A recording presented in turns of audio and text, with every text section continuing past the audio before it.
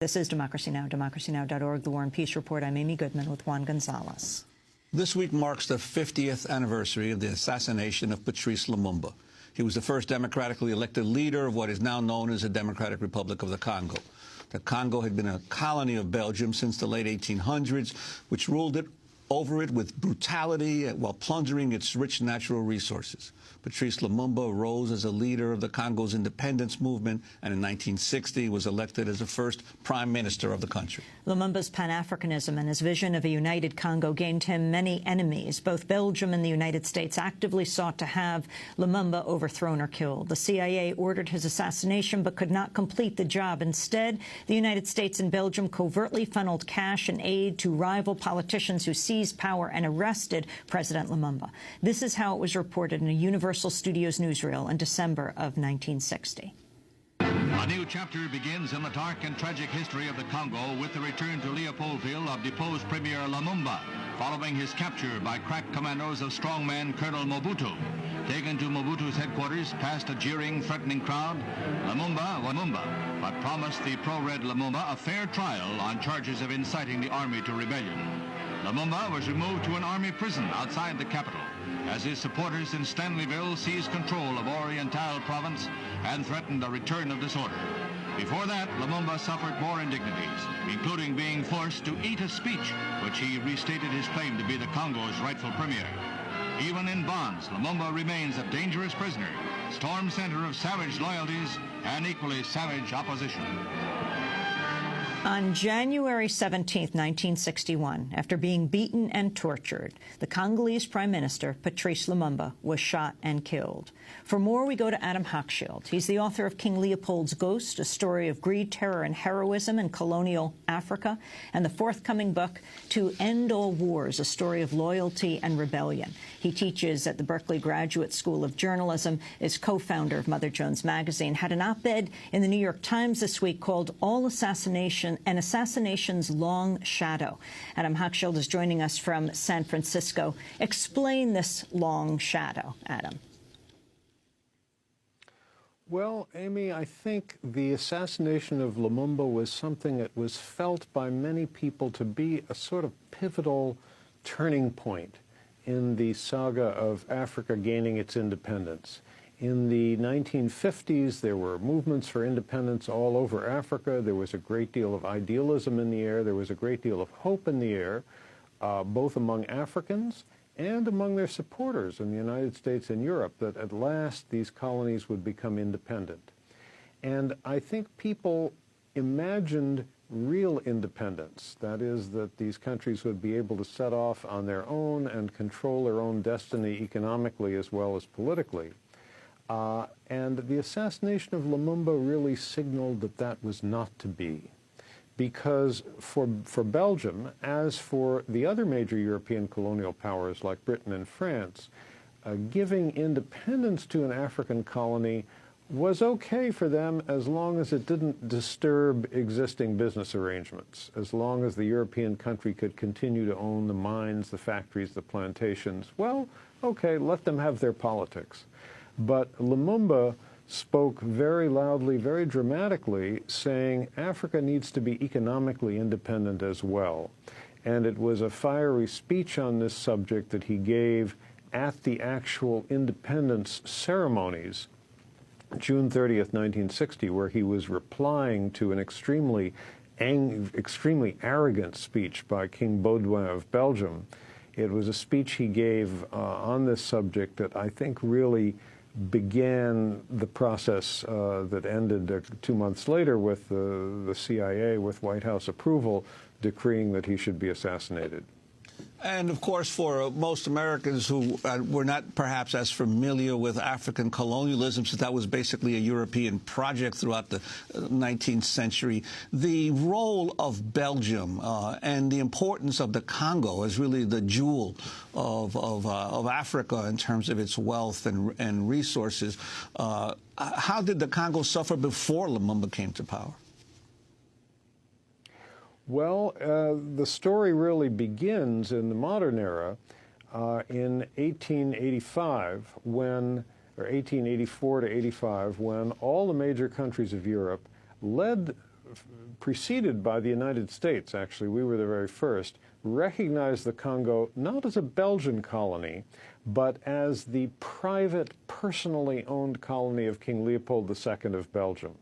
A very greedy, ambitious man who wanted a colony of his own. At that point, Belgium was not sure that it wanted a colony. Leopold ruled this place for 23 years, made an enormous fortune, estimated at over $1 billion in today's American dollars. Finally, in 1908, he was forced to give it up to become a Belgian colony, and then he died the following year. And the Belgians ran it for the next half century, extracting an enormous amount of wealth, initially in ivory and rubber, then in diamonds, gold, copper, timber, palm oil, all sorts of other minerals. And as with almost all the European colonies in Africa, this wealth flowed back to Europe. It benefited the Europeans much more than the Africans. And the hope that many people had when independence came all over Africa, for the most part, within a few years on either side of 1960, people had the hope that at last African countries would begin to control their own destiny, and they would be the ones who would reap the profits from the mines and the plantations and so on. Lumumba put that hope into words, and for that reason he was immediately considered a very dangerous figure by the United States and Belgium. The CIA issued this assassination order with White House approval, and as was said at the beginning, they couldn't get close enough to him to actually poison him, but they got money under the table to Congolese politicians who did see that he was assassinated. With Belgian help. It was a Belgian pilot who flew the plane to where he was killed, a Belgian officer who commanded the firing squad. And then the really disastrous thing that followed was this enthusiastic United States backing for the dictatorial regime of Mobutu, who seized total power a couple of years later and ran a 32-year dictatorship, enriched himself by about $4 billion, and really ran his country into the ground, was greeted by every American president, with the sole exception of Jimmy Carter, who was in office during those 32 years. And he left the country a wreck from which it has still not recovered. Adam Hochschild, I want to play a clip of the former CIA agent John Stockwell talking about the CIA's plans to assassinate the Prime Minister of the Congo, Patrice Lumumba. The CIA had developed a program to assassinate Lumumba under Devlin's encouragement and management.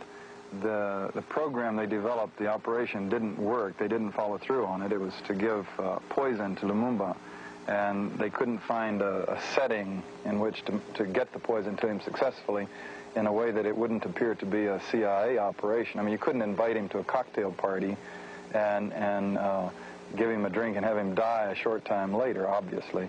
And so they gave up on it. They got cold feet. And instead, they handled it by the chief of station talking to Mobutu about the threat that Lumumba posed, and Mobutu going out and killing Lumumba, having his men kill Lumumba. What about the CIA's relationship with Mobutu? Were they paying him money? Yes, indeed. I was there in 1968 when the chief of station told the story about having then, the day before, that day, having gone to make a payment to Mobutu of cash, $25,000, and Mobutu saying, "Keep the money. I don't need it." And by then, of course, Mobutu's European bank account was so huge that $25,000 was nothing to him. That was former CIA agent John Stockwell talking about the CIA's plans to assassinate Lumumba. Juan? Well, Adam, I'd like to ask you, you were in the Congo shortly after Lumumba's death. Could you talk about, we have about a minute, could you talk about your personal experiences there and what you saw? Yes, I was there. I was just a college student at the time. And I wish I could say that I was smart and politically knowledgeable enough to realize the full significance of everything I was seeing.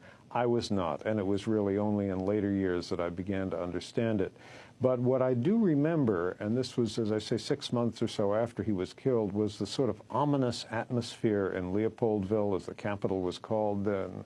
these jeeps full of soldiers who were patrolling the streets, the way the streets quickly emptied at dusk, and then two very, very arrogant guys at the American Embassy who were proudly talking over drinks one evening about how this person, Lumumba, had been killed, whom they regarded, not as a democratically elected African leader, but as an enemy of the United States. And so, of course, I, as a fellow American, they expected to be happy that he'd been done away with.